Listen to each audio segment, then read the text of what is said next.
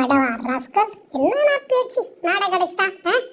நீ ஒரு காலத்துல நீ வந்து இது மாதிரி ஒரு காலை பிடிச்சி கெஞ்சிற நேரம் வரல. நீ வேணா பாரு, ஆட்ட நீ ஆட்டம்.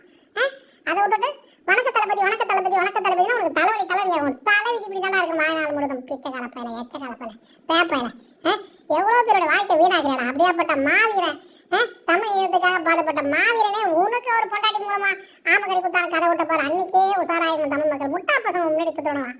முட்டாள் முட்டாள் ஒருத்தனுக்கு அறிவு இருக்கா? என்ன பேச்சியா பேசுறான்? வாயிலே சனி உனக்கு. வாயில சூடு வைக்கணும். இப்படிப்பட்ட பேச்செல்லாம் பேசிப்பட்டு சும்மா வீரவாசனம் பேசி போய் கால வர எதுக்கு இந்த தகுதி? இதை பார்த்தா நான் தான் பெரிய அங்கே போய் திருமாவளம் காலில் வரேன். இங்கே வந்து பார்த்தா விஜய் காலில் வரேன். அங்கே போய் பார்த்தா உதயநிதி காலில் வரேன். இதுவே ஒரு குழப்ப வச்சு நீ கட்சி நடத்தத்தை வச்சுட்டு இதை தெரியாத இந்த சுண்டக்கா பசங்க சில்லற பசங்களாம் உன்ட்ட வந்து நின்று கை தட்டாங்க. எல்லாம் கோட்டர் பீஸுங்களா, இல்லை அப்போ பிரியாணி வரதா, இல்லை 100-200 பீஸுங்களா தெரியல. இதை முதல்ல ஏதாச்சும் ஒரு பிளான் வச்சு சிபிஐ வச்சு கண்டுபிடிங்க. எங்கே பார்த்தாலும் 100-200 கொடுத்து கூட்டு வந்து கை தட்டா பில்டப்பே விட்டுக்கிறேன். அந்த மூலக்காரன் காதில் கேட்குற மாதிரி சொல்லுன்ற மாதிரியே பேசுறீ நீ. எப்படி உன் பழப்பு வருங்காலம் இது உண்மையா இருக்கு நீ புரிஞ்சுக்கோ.